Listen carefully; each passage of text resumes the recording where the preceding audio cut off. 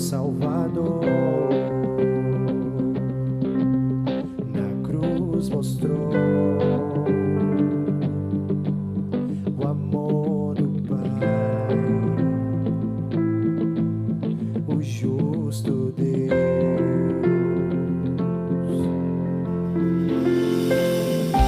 Pela cruz me chamou gentilmente, me atraiu e eu, sem palavras, me aproximo, quebrantado por seu amor.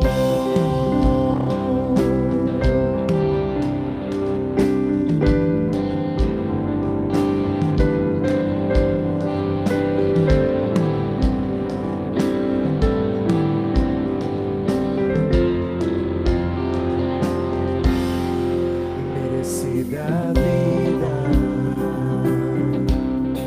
de graça recebi, por sua cruz, a morte me livrou, trouxe-me a vida. Eu estava condenado, mas agora pela cruz eu fui reconciliado.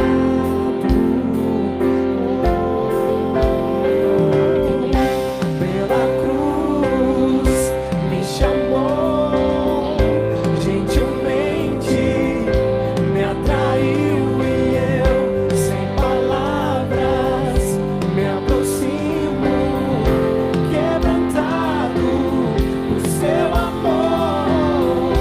Pela cruz me chamou gentilmente, me atraiu e eu, sem palavras, me aproximo, quebrantado por seu amor. Impressionante é o seu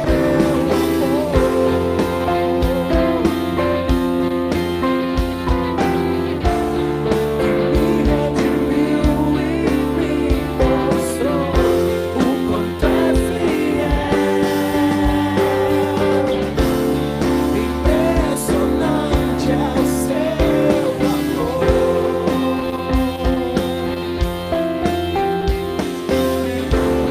que me redimiu e me mostrou o quanto é fiel. Pela cruz me chamou gentilmente, me atraiu e eu, sem palavras, me aproximo, quebrantado por seu amor. Pela cruz me chamou gentilmente, me atraiu e eu, sem palavras, me aproximo, quebrantado por seu amor. Quebrantado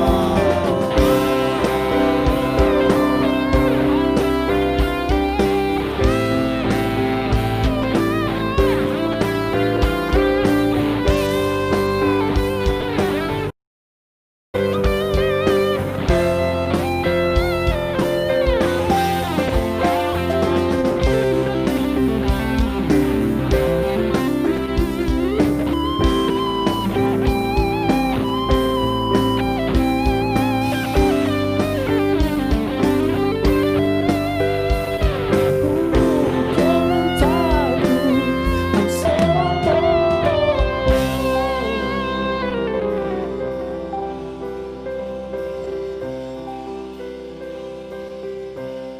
Olá, meu irmão.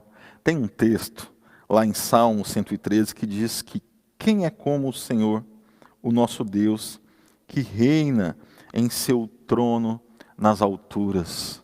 E o outro versículo diz: mas se inclina para contemplar o que acontece nos céus e na terra e na sua casa. Esse momento, nós como igreja, nós somos convidados a engrandecer e a louvar ao Senhor com os nossos dízimos e com as nossas ofertas. Sabemos que Deus, como diz esse texto, é poderoso. E ao mesmo tempo que Ele é um Deus de todo o universo, Ele é um Deus que se inclina para a minha e a tua casa. Ele é um Deus que tem nos sustentado. Eu tenho vivido isso, sustentado nesse tempo, em tempos difíceis e em tempos de abundância. E como agradecimento e como louvor, eu te convido, se você está preparado, se você tem esse desejo no coração, nós temos esse momento onde você pode fazer ou anotar aí, está aparecendo na tela, anotar esse local para você fazer aí a sua contribuição financeira. Nós como igreja trabalhamos para que essa contribuição chegue a pessoas, chegue a lugares, pessoas sejam abençoadas com isso. Por isso, neste momento, eu também quero orar por você, para que Deus continue derramando da graça, como o texto diz, que Ele continue se inclinando para a tua casa, para a tua vida, para o seu dia a dia. Em nome de Jesus, eu quero orar por tua casa. Pai, em nome do Senhor Jesus, eu coloco a vida do meu irmão, a casa dele. Nós colocamos, ó Pai, o trabalho dele, nós colocamos a vida financeira dele. Eu sei, como o texto diz, que o Senhor se inclina para os céus e a terra, o Senhor se inclina para a vida do meu irmão. Que o Senhor possa abençoá-lo, que o Senhor possa ensiná-lo a andar nesse tempo. Que o Senhor possa, Senhor, abençoar a casa dele, os filhos, a esposa, aonde ele colocar as mãos, que seja abençoado. Em nome de Jesus, ó Pai, que o Senhor abençoe todos aqueles meus irmãos que são empresários, os meus irmãos que são autônomos, os meus irmãos que são trabalhadores, que em todo tempo o Senhor possa cuidar de cada um. Olhar e se inclinar para a vida do meu irmão. E que em todo tempo ele veja a glória de Deus na vida e na família dele. Em nome de Jesus. Meu irmão, que o Senhor te abençoe, que o Senhor te guarde e que Ele faça resplandecer sobre você a graça e a luz dele, em nome de Jesus. Olá, queridos, graça e paz da parte de Jesus. Eu quero te desejar uma abençoada noite de quarta-feira, que Deus possa falar profundamente ao seu coração e ao coração de sua família.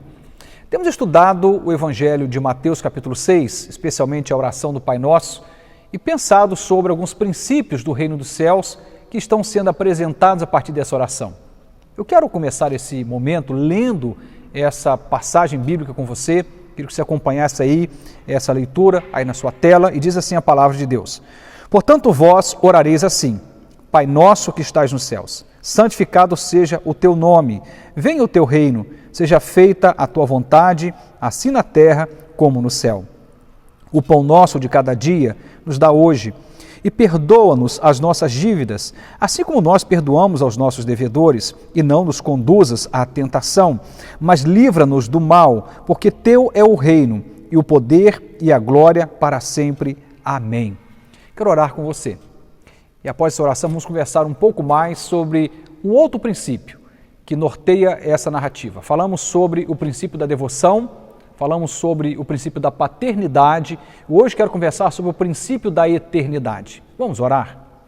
Senhor Deus e eterno Pai, nós somos gratos a Ti pela Tua palavra, por saber, ó Deus, que o Senhor está interessado em nossa vida, em nossa família, em nosso ministério, em nossa jornada aqui na terra. Quero Te louvar porque é de interesse, Senhor, a nossa satisfação, o fato de que o Senhor morreu, inclusive, por meio de Jesus, para nos dar vida e vida em abundância. Me traz o sentimento de gratidão e me faz entender, Pai, o quão dependente e necessitado sou, juntamente com os meus irmãos, da Tua bênção, da Tua direção, daquilo que o Senhor tem para cada um de nós. E mais uma vez, o meu pedido, a minha oração, é que o Senhor fale conosco pela Tua palavra. Estamos na Tua dependência, somos carentes de ouvirmos a Tua voz. Fale ao nosso coração. Eu oro assim em nome de Jesus. Amém e amém. Quando começamos a estudar esse tema, princípios do reino dos céus, por meio da oração do Pai Nosso, uma das coisas que nós conversamos é que essa oração, ela traz para nós muito mais do que dicas do que é aqui, na verdade, o foco, que é a oração. É muito mais do que uma dica de como orar.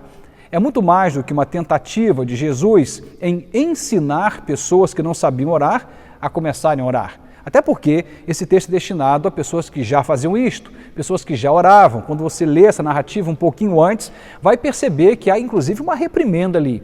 Ali é dada uma palavra muito firme, muito dura, sobre aqueles que oravam nas praças públicas, nas sinagogas. Ele vai chamar inclusive essas pessoas de hipócritas, que até oravam, mas faziam isto por pura vaidade. Portanto, estamos falando para uma comunidade religiosa que já sabia o que era orar. Então eu olho para esse texto e digo, bom, como que o Cristo que nós entendemos que é o grande mestre vai se propor a ensinar pessoas a orarem se elas já sabem? Parece redundante e sem sentido. Não estou dizendo com isto que essa oração do Pai Nosso não é um modelo de oração, pelo contrário, de fato é. Mas para além de nos ensinar a orar, esse texto nos traz princípios espirituais, princípios do reino dos céus, bases que vão nortear a vida discipular, a vida do verdadeiro cristão, daquele que ama Jesus e que participa do seu reino. Conversamos um pouco sobre o primeiro princípio, que é o princípio da devoção. O texto começa dizendo sobre a expectativa de Deus. Ele espera que eu e você oremos, simplesmente assim. Portanto, vós orareis. Essa expressão, portanto, vós orareis, fala dessa expectativa de Deus. Deus espera que você fale com Ele e que desenvolva uma vida relacional baseada em profunda devoção, em vida de oração, em comunhão, em intimidade com Ele. Depois nós conversamos sobre o segundo princípio, que é o princípio da paternidade. Portanto, vós orareis assim, Pai Nosso. E essa expressão, então, ela aparece e inaugura algo muito profundo na nossa relação com Deus e nesse reino dos céus, que é o tipo de vínculo que é estabelecido entre eu e Deus por meio de Jesus. É um vínculo que está ligado ao exercício da paternidade de Deus. Ele me trata daí para frente como filho. Entendemos que isso é por meio de adoção, até porque Jesus é o unigênito Filho de Deus, o único que foi gerado, o único filho legítimo, digamos assim, mas que nós fomos, por meio da fé em Cristo, pela rendição ao Evangelho, ao próprio Cristo, nós fomos adotados. A Bíblia diz lá em João 1,12 que nós tivemos o privilégio de nos tornarmos, de sermos feitos filhos de Deus. Portanto, o Senhor nos adota como filhos e Ele coloca diante de mim e de você o privilégio de, numa relação com Ele, chamá-lo de Pai, Pai Nosso. E conversamos bastante sobre o princípio da paternidade. Se você quiser entender um pouquinho melhor os dois princípios que eu acabei de apenas citá-los, o princípio da devoção e o princípio da paternidade, estão aí no YouTube e também no Facebook, aí na linha do tempo da nossa igreja. É só você ir lá e você vai conseguir então ter uma noção mais clara e você vai poder acompanhar essa proposta daqui para frente, sem se perder. Mas basicamente está dizendo, eu espero que você me busque em oração, eu espero que você se conecte comigo por meio da devoção. E eu espero que nessa relação possa ter como base a clareza de que eu sou o seu pai. Portanto, me chame de pai, porque eu te vejo como filho. E agora eu quero conversar sobre o terceiro princípio, que é o princípio da eternidade. Mas antes de falarmos sobre isto, voltar um pouco na linha do tempo aí e lembrar o que foi o nosso primeiro encontro aqui. Eu disse que a oração do Pai Nosso está dentro de um sermão, que é o chamado Sermão da Montanha, e que essa proposta da oração tenta resgatar algumas coisas que foram perdidas lá no início, na origem de tudo, por meio da queda do homem. Então nós remetemos o nosso olhar para o paraíso, para o Jardim do Éden, especialmente naquele momento da queda. E naquele momento da queda, lá no Éden, o que foi perdido ali, aliás, foram muitas coisas perdidas, mas foram perdidas algumas coisas fundamentais. Por exemplo, eu disse que o Jardim da Comunhão foi perdido. Lembrando que na viração do dia, o Senhor estava em comunhão, não somente com toda a sua criação, mas com o ser humano. E a queda do homem, por meio do pecado, faz com que esse homem comece a viver uma vida em fuga. Adão e Eva fogem de Deus. E uma primeira expressão aparece naquele jardim. Onde estás? Um homem em fuga de Deus, em fuga de si mesmo, em fuga da verdade, enfim, um homem que está agora na condição de fugitivo. Perdemos, por meio do pecado, o jardim da comunhão. Mas nós também perdemos eternidade. Fomos criados por Deus para sermos eternos, é o que a Bíblia diz. Mas à medida em que esse homem peca, ele agora vai pagar o grande preço de enfrentar a experiência trágica da morte. E todos nós, eu e você, daí para frente, iremos ser marcados, mesmo que a gente queira evitar. Tenhamos um discurso muito bonito, mas iremos ser marcados por esse medo de enfrentar esse inimigo cruel que é a morte. Talvez você não tenha medo quanto ao destino, ao que vem após, mas o enfrentamento da morte é doloroso, é tão forte que o próprio Cristo, em oração, em partilha com o Pai, falando sobre esse tema da cruz, ele entra em profunda agonia. Obviamente que ali essa agonia também remete ao fato de que ele iria levar sobre si o pecado da humanidade. Mas a morte é um tema caro para Jesus. Ele chora diante da morte de um amigo, Lázaro. Portanto, a morte é sempre um desafio. E lá no Éden, o pecado nos roubou eternidade. Também perdemos identidade. Fomos criados à imagem e semelhança de Deus. No entanto, a condição de pecado que eu e você passamos a compartilhar por meio da queda de Adão e de Eva faz com que eu e você não nos tornemos mais parecidos com Deus. Bom, aí vem Jesus, esse Cristo que se faz carne, esse Emanuel, esse Deus conosco, que vai nos reconectar com o Criador, com o Senhor, com Deus Pai, com o reino desse Deus e nos faz novamente resgatar essa identidade. Mas o pecado nos roubou isto, o pecado nos roubou a identidade. Alguém parecido com Deus não mata, e vamos ter ali um irmão matando o outro, na primeira família que habitou a terra. Isso mostra essa descaracterização da identidade, digamos, divina naquele homem, que agora em condição de pecado passa a andar por uma via, digamos, bestializada, animal, não humana. Mas disse também que esse homem, ou ser humano, ele também perdeu dignidade. O Éden e a queda do homem lá no jardim não apenas rouba o jardim, a eternidade e identidade, mas também nos rouba a dignidade. O homem fuga, lembre que eu falei agora há pouco. Eu disse que esse homem passa a fugir de Deus, a fugir de si mesmo, a fugir da verdade, a fugir um do outro. Somos, daí para frente, uma geração de humanos em fuga. Perdemos dignidade, passamos a andar de cabeça baixa, marcados pela culpa, pela consciência do erro.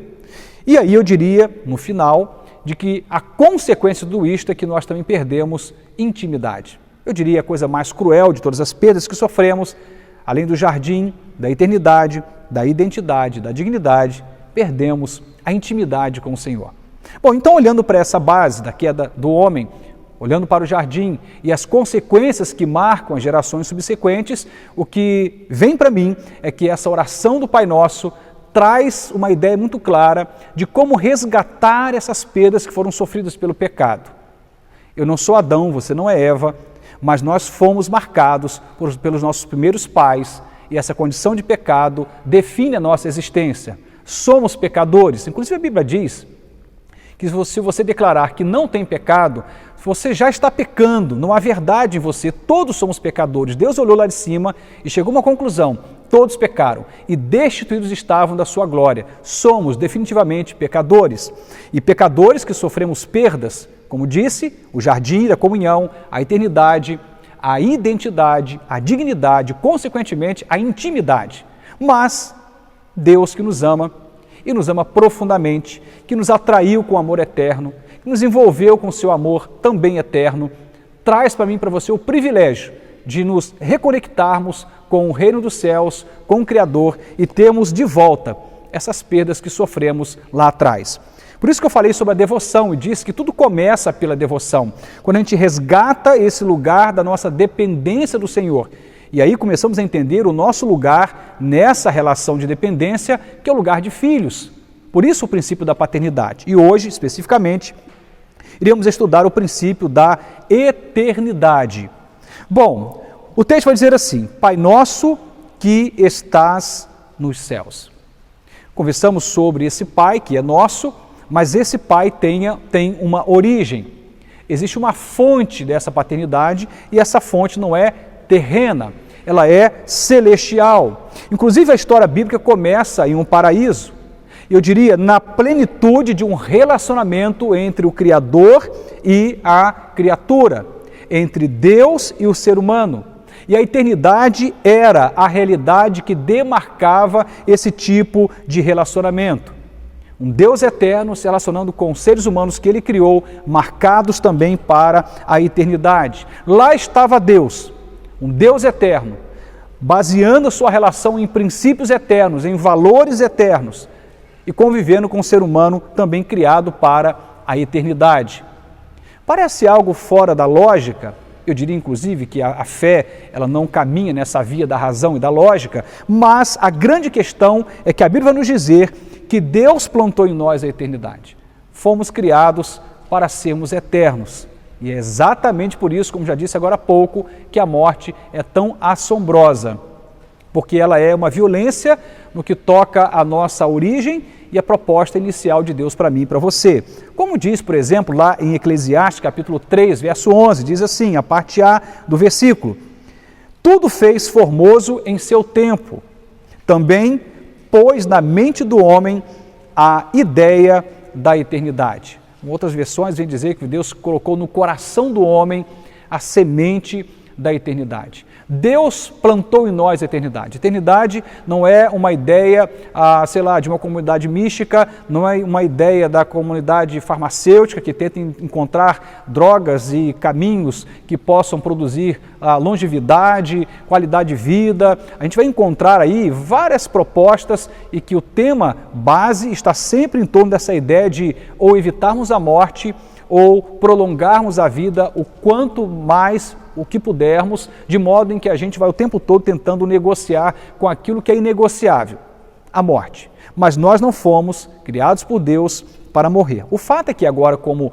seres humanos pecadores, a morte torna-se uma realidade. Iremos experimentá-la, mas o modo como a gente entende a eternidade pode mudar o modo como nós lidamos com a nossa vida aqui e agora.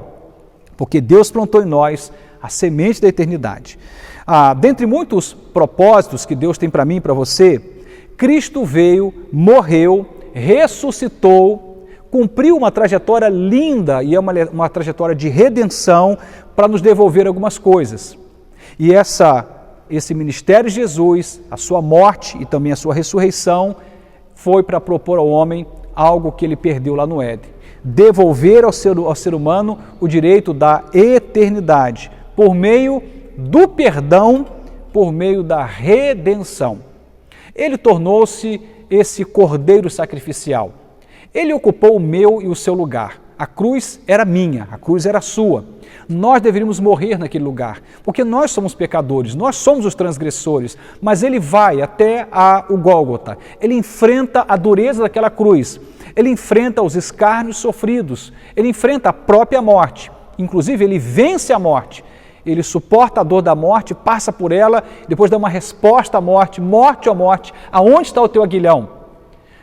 Olhamos para a palavra de Deus, vamos perceber que a ressurreição foi uma grande resposta, inclusive poderosa resposta, que Jesus deu à própria morte, porque Ele desejou no coração, por meio do perdão e da redenção, nos devolver a eternidade.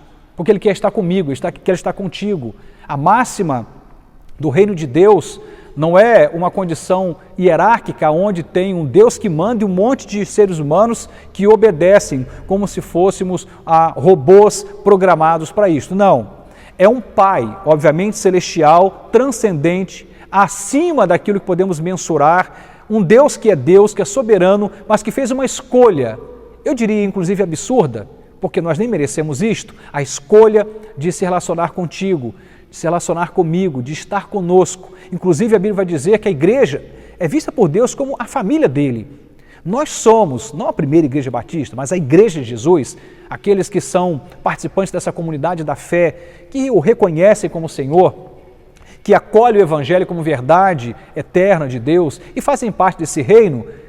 Essas pessoas são chamadas de família de Deus. Deus quis ter uma família de muitos filhos semelhantes a Jesus. Portanto, diante de tantos resgates que Cristo fez, eu diria o maior desses resgates foi o resgate da eternidade.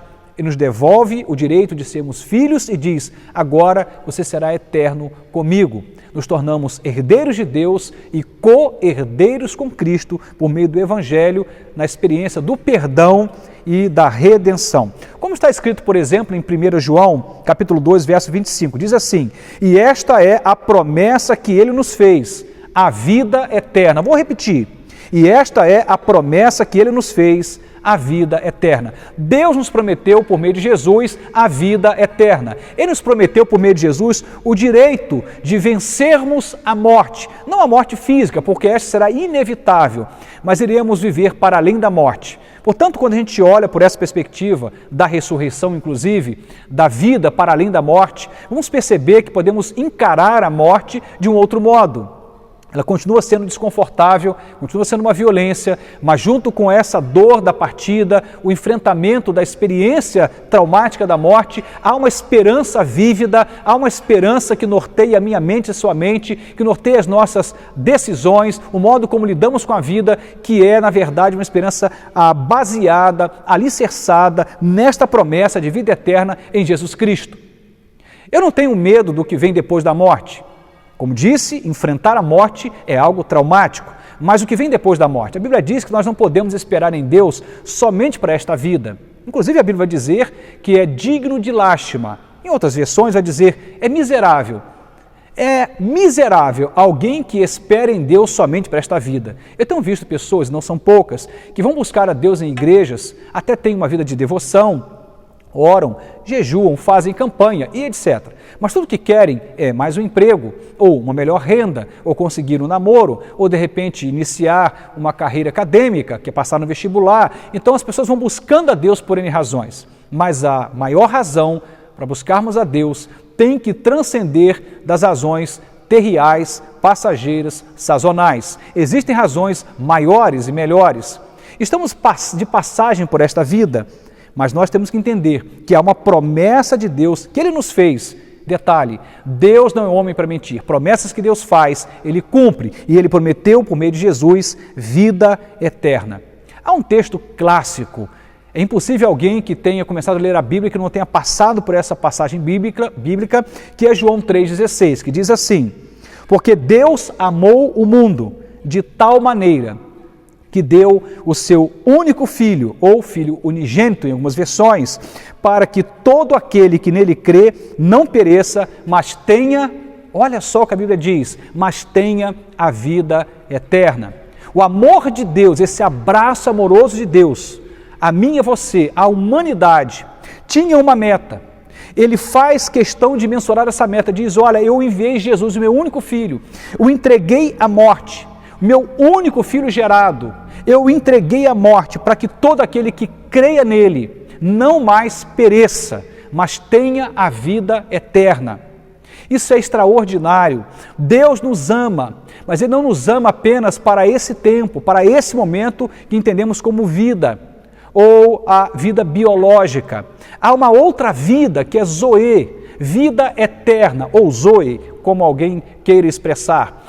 Bom, olhando para essa ideia, há muitas buscas para essa vida biológica, mas há uma busca que a Bíblia nos recomenda, que é para esta vida eterna, esse Zoe, essa vida eterna de Deus para nós.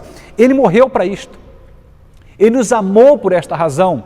Ele desejou pagar o grande preço de enfrentar a cruz e sobre ele levar os nossos pecados, nos perdoar, porque ele tinha um desejo extraordinário: me relacionar comigo e contigo, conosco como família, e para isso deveríamos nos tornar eternos. O perdão por meio de Jesus, a redenção por meio de Jesus nos dá o privilégio, como diz a palavra, de experimentarmos a vida eterna, porque Deus amou o mundo de tal maneira que deu o seu Filho unigênito para que todo aquele que nele crê não pereça, mas tenha a vida eterna.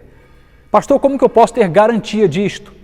Eu falei um dia destes que vida abundante não tem nada a ver com garantias, controle, mas tem a ver com fé, entrega e confiança. A Bíblia nos convida a acreditarmos, e bem-aventurado é aquele que primeiro crê, depois ele procura ver. Não seja como Tomé.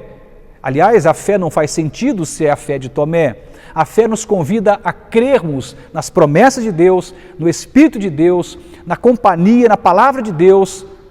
E quando a gente acredita, a fé começa não só a fazer sentido, mas ela começa a tornar-se verdade na minha vida e na sua vida. A eternidade tem um preço.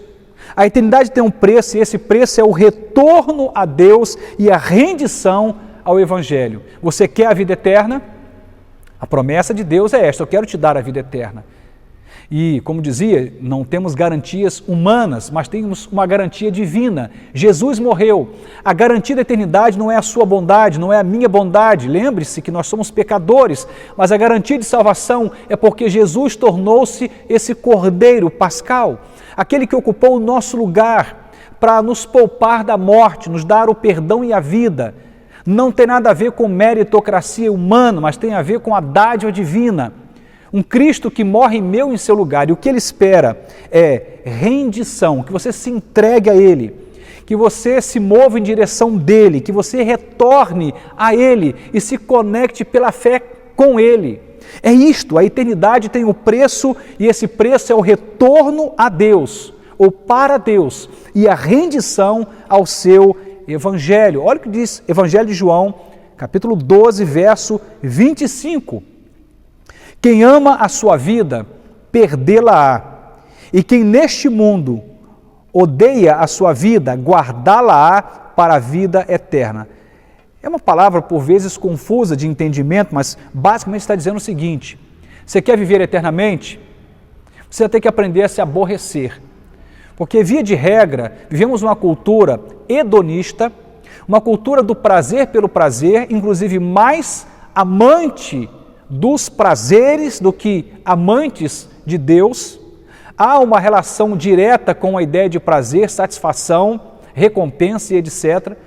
E é bem importante você entender que a vida eterna está ligado à rendição, está ligado ao momento em que você compreende a sua condição humana, que é uma condição minha e sua de falência moral e espiritual, mas conectados com Jesus, temos devolvida à minha vida e à sua vida o privilégio da dignidade, da identidade, da eternidade. Deus nos reconecta de novo com o reino dos céus por meio de Jesus. E a partir daí, Ele espera que você se renda e que você expresse amor a Ele.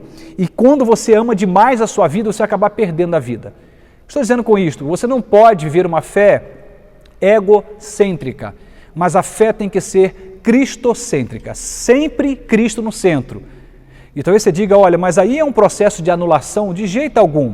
Quando colocamos Jesus no centro, a nossa vida torna-se plena, abundante, porque Cristo não é um estraga-prazer. Deus não é um pai carrasco que está espreitando a mim e a você, aguardando o nosso primeiro erro, deslize, para nos punir, nos prejudicar, de jeito algum. Ele tem para mim um projeto e para você também, que é de vida plena, vida abundante, inclusive inclui vida eterna. Portanto, eu preciso aprender o caminho da renúncia, o caminho da rendição, o caminho da humildade, do constante pedido de perdão, o reconhecimento de que sou limitado, pecador, mas que há um Deus que me ama e que esse amor produz em mim um desejo pela eternidade e me faz caminhar em passos largos e convictos, baseado na experiência da fé, uma convicção que está na promessa de Deus, não em mim, em minhas verdades ou em meus acertos, mas nas promessas de um Deus que não mente, e eu começo a andar em passos largos em direção à eternidade. Ao nos ensinar a orar e nos apresentar o Pai que está nos céus, entenda isto, Cristo está nos apontando qual é o caminho da eternidade. O Pai que eu e você somos convidados a falar com Ele por meio da oração é um Pai que está nos céus. Então, a oração do Pai Nosso nos aponta o caminho da eternidade e vai nos mostrar a importância de deslocarmos o nosso olhar, nossa motivação, nossos desejos daquilo que é terrial ou terreno, passageiro, para aquilo que é transcendente, eterno, espiritual. Um dia desses falava sobre os nossos verdadeiros tesouros. Uma das coisas que eu dizia naquele momento é que nós temos que definir quais são os nossos verdadeiros tesouros, porque onde estiver o nosso tesouro, ali também estará o nosso coração. O detalhe é que há tesouros que a traça vai consumir, o ladrão vai roubar, a ferrugem vai também produzir algum tipo de desgaste, mas há um outro tesouro que nem o tempo, nem a ferrugem, nem os ladrões, nada pode minar e roubar. E estamos nos referindo aos tesouros que são transcendentes, espirituais, eternos, aquilo que aponta para a eternidade. E eu preciso, junto com você, e isso é uma tarefa diária, não se resolve isso num único momento, nos esforçarmos bastante para deslocarmos do nosso coração a terra e colocar mais céu dentro do nosso coração, mais apego àquilo que é transcendente, espiritual, porque tudo passa, a vida é um sopro, existimos por um instante e quando abrimos nossos olhos já não estaremos mais aqui. Mas não quer dizer que a vida ela é um fracasso porque ela dura pouco. Não, pelo contrário, a vida ela é tremenda, ela é especial, extraordinária, uma dádiva divina, mas apenas um sopro, como um grande momento para a gente aprender como viver eternamente a nossa experiência de fé.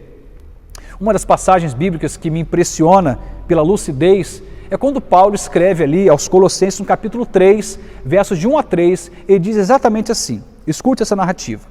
Portanto, se já ressuscitastes com Cristo, buscai as coisas que são de cima, onde Cristo está assentado à destra de Deus. Pensai nas coisas que são de cima, e não nas que são da terra, porque já estáis mortos, e a vossa vida está escondida com Cristo em Deus. Que está dizendo, se você já morreu para os seus pecados, se você já morreu para a sua vontade pessoal, se você não vive mais uma fé egocêntrica, até porque nem é possível ter uma fé em que você é o centro, a fé é sempre Cristo no centro, mas aqueles que pensam que é possível.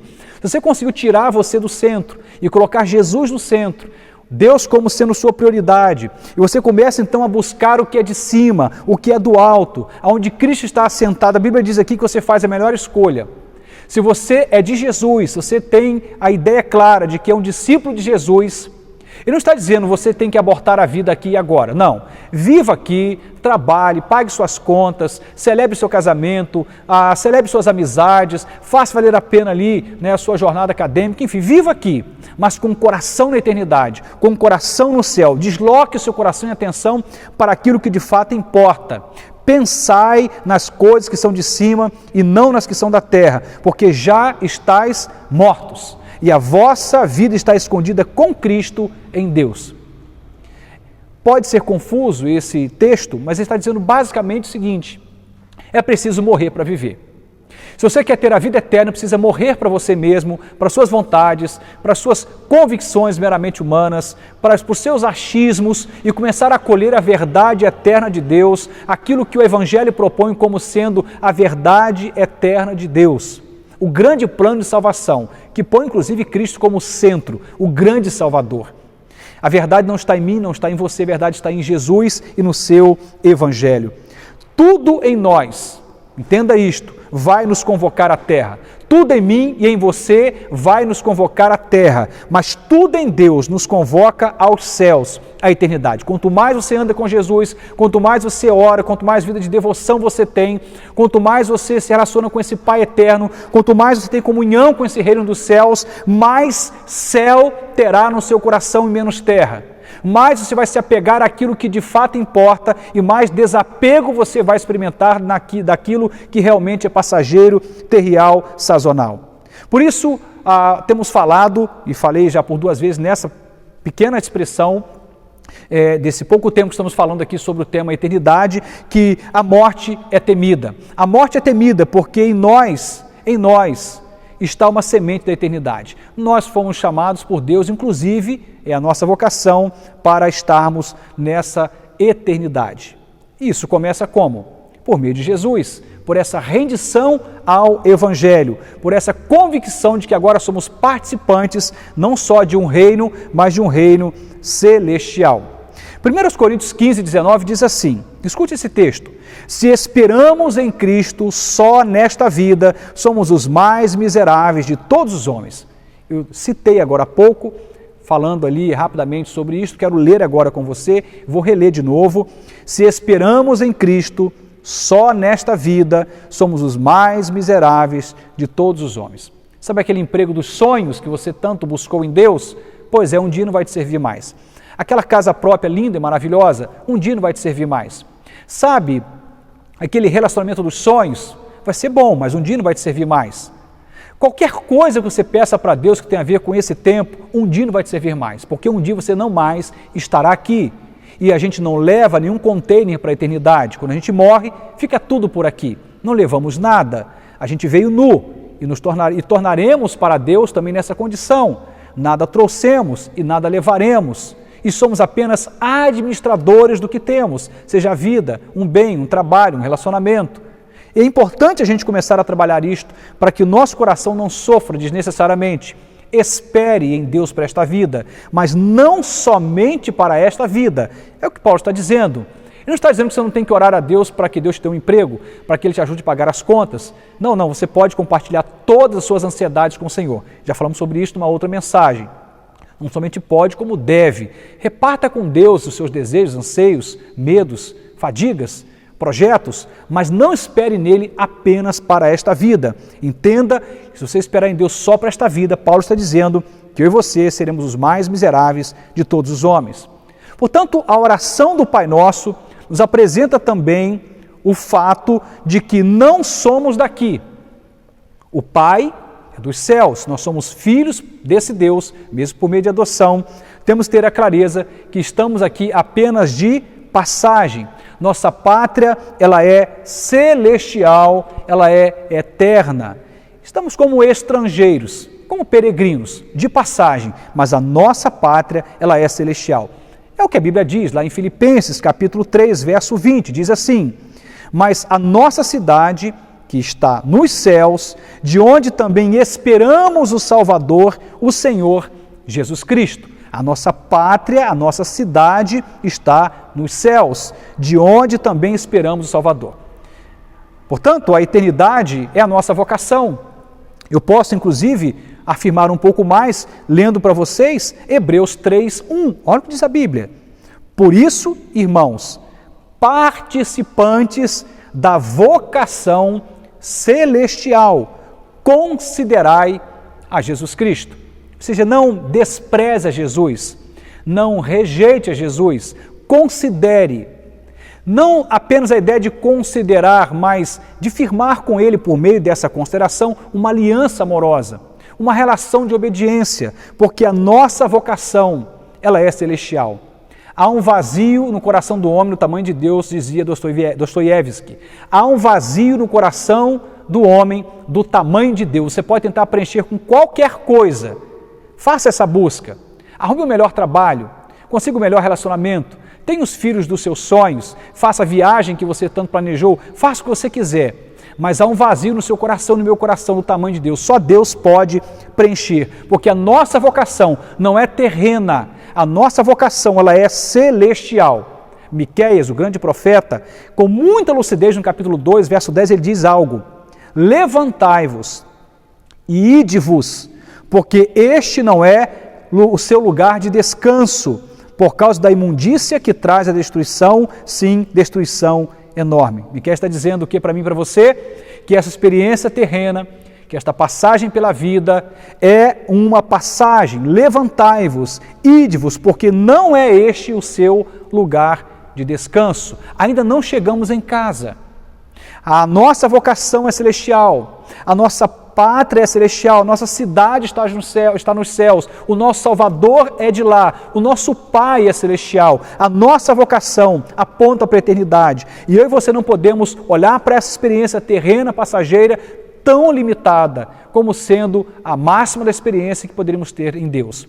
Ela é uma boa amostra grátis, mas a vida transcende essa experiência. Por isso, quando alguém parte, mas parte em Cristo, numa fé genuína, junto com as lágrimas que nós derramamos porque perdemos alguém que amávamos, há uma esperança viva, porque nós sabemos da promessa de vida eterna. Em Cristo acessamos a eternidade. O preço quem pagou não foi você, não fui eu. O preço quem pagou foi Jesus. Em Cristo nós acessamos a eternidade e vivemos a experiência. Eu diria, já aqui e agora, de forma parcial, a experiência do céu e de forma plena, depois desta vida, a experiência do céu. Gosto de pensar que o céu é mais do que um lugar. O céu é um conceito que para mim traduz a presença plena de Jesus. Portanto, eu posso começar a experimentar o céu aqui, hoje, agora, nesse tempo, por meio da fé em Jesus. Dizia agora há pouco, de forma parcial, mas de forma plena, eu irei experimentar, e você também, por meio de Jesus, a vida eterna. A eternidade é uma realidade. Temos sofrido tanto com essa pandemia. Temos perdido pessoas amadas, queridas, amigos, familiares. Temos sido impactados todo o tempo pelo tema morte. Tantas partidas. Estava passando por um comércio ontem e pude ver lá naquele comércio luto. Um dia antes as portas estavam abertas. Estamos perdendo pessoas queridas. Mas a grande questão é que eu e você iremos sempre enfrentar a morte como sendo inimigo. Mas nós podemos vencer o inimigo, podemos vencer esse grande inimigo que é a morte, por meio da nossa entrega a Jesus. Entrega o teu caminho ao Senhor, confia nele e o mais ele fará. Aprenda a entregar seus sonhos, sua vida, sua família, seus negócios, tudo que você é e que você possui a Deus. A nossa vida não é nossa, nós não nos pertencemos a nós mesmos. A Bíblia diz que do Senhor é a terra, a sua plenitude, o mundo e aqueles que nele habitam. A nossa vida é dele, somos apenas mordomos. E já que esta é uma realidade, que eu e você possamos viver o princípio da eternidade, não adianta você orar a oração do Pai Nosso, se você não entender que essa oração está te conduzindo para ver uma experiência aqui na terra, uma experiência pautada no princípio da eternidade, porque Deus plantou em mim e você a semente da eternidade. E qual o caminho para isto? O caminho é único. Aliás, a Bíblia diz isto, Cristo declara, eu sou o caminho, a verdade e a vida, e ninguém vem ao Pai senão por mim. Ninguém vai até Deus o Pai, ninguém acessa a eternidade senão por meio de Jesus. É o único mediador entre eu e Deus, entre você e Deus. É o único mediador, como diz a palavra de Deus. Entre você e Deus existe uma ponte, e essa ponte é Jesus Cristo. Ele é a porta, Ele é o caminho, Ele é a condição para que eu e você possamos viver a vida eterna.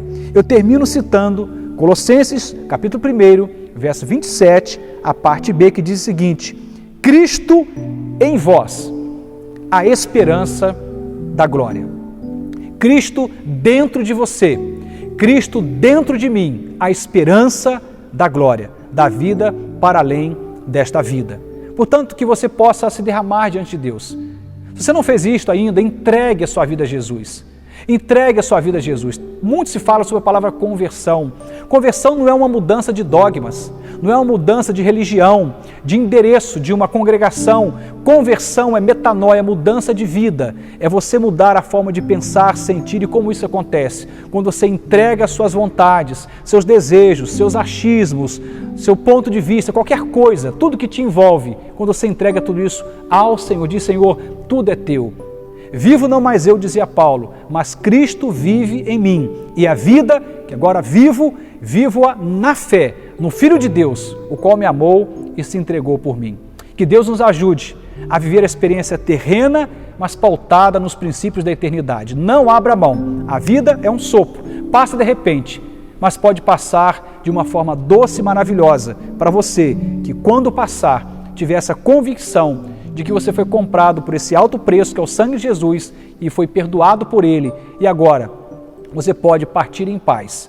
Um dia falava sobre, na campanha 30 dias para viver, que uma grande meta da nossa experiência aqui na Terra é partirmos corajosamente. Parte corajosamente dessa vida, aquele que tem a convicção da promessa de vida eterna por meio de Jesus. Eu quero orar com você, orar por você, e pedir que Deus nos ajude a vivermos uma relação íntima com Ele. Falamos sobre o princípio da devoção, o princípio da paternidade, e hoje estamos falando sobre o princípio da eternidade. Quando eu sou aquele que entende o lugar que eu ocupo na relação com Deus no seu reino, que é o lugar de filho, eu começo a buscá-lo intimamente. E aí a gente passa a ter uma relação, não de obrigação, mas de prazer, como amigos que se relacionam, como pai e filho que gostam de estar juntos. Obviamente que a dimensão transcende a qualquer outra relação. Quero orar com você e por você. Vamos falar com Deus, em nome de Jesus? Senhor Deus e eterno Pai, nós somos gratos ao Senhor pelo privilégio da Tua palavra, que traz luz ao nosso coração, que traz clareza, entendimento ao nosso coração sobre a Tua vontade. E a Tua palavra diz que a Tua vontade é que possamos viver numa relação eterna contigo, não mais enfrentando a morte, nem a dor, nem a lágrima. A Tua palavra diz que depois que partimos desta terra, por meio da salvação em Cristo, pelo perdão cabal, definitivo, absoluto de Jesus, pelo sangue de Jesus que nos perdoa de todo o pecado, que nos lava, que nos purifica, poderemos, ó Deus, ter a experiência das lágrimas que serão enxugadas, da dor que não mais enfrentaremos, da vida plena e eternamente plena. Nós te agradecemos, Senhor, porque podemos experimentar isto já em porções aqui na terra, porque a vida aqui e agora, ela é uma vida que podemos ter o privilégio, mesmo que parcialmente, de entender um pouquinho do que é o céu, porque o céu é a presença de Jesus e temos o privilégio de poder andar com Jesus. Ele nos permitiu isto, vindo até nós, nos amando, se relacionando conosco e nos deixando o privilégio do Espírito Santo, com o qual nós nos relacionamos todos os dias. Obrigado, Senhor. Obrigado pela eternidade. Obrigado porque não há mérito em nós, mas há mérito no Senhor. E a garantia que temos não é a nossa bondade, mas a bondade de Jesus. Nos ensine todos os dias a nos rendermos, a nos entregarmos, a vivermos uma vida de profunda devoção, de rendição, de entrega ao Senhor. Diz o Paulo, o grande apóstolo, queremos que seja uma verdade para nós. Vivo não mais eu, mas Cristo vive em mim. Ajuda-nos, ó Deus. Eu entrego cada pessoa em Tuas mãos. E aqueles que ainda talvez não tomaram a decisão por Jesus, que seja uma noite de salvação favorável, para que haja uma entrega, porque nós não sabemos amanhã, mas quando partirmos, queremos partir corajosamente, sabendo que fizemos a melhor decisão, ou tomamos a melhor decisão, que é entregar a nossa vida para o Senhor. Assim oramos em nome de Jesus. Amém e amém. Que Deus possa ter falado ao seu coração e aquilo que eu fui incapaz pela minha limitação, que o Espírito de Deus possa completar essa palavra em seu coração. Nós estamos encerrando por aqui. Eu quero só reforçar que já retomamos no último domingo passado à noite os nossos cultos presenciais. Então está organizada a nossa igreja da seguinte forma no momento. Estamos reunindo presencialmente no domingo à noite, às 19 horas, e 2 transmissões online virtuais. Quarta-feira, acabamos de fazer isto agora, às 20 horas, e domingo pela manhã, às 10 horas da manhã. Fique ligado, Deus tem nos abençoado bastante. Eu entendo que o fato de estarmos longe uns dos outros, por conta da pandemia, não é razão para estarmos desconectados, porque a fé transcende a qualquer espaço geográfico. Que Deus te dê uma noite muito abençoada e até o nosso próximo encontro, se assim o Senhor nos permitir. Até lá!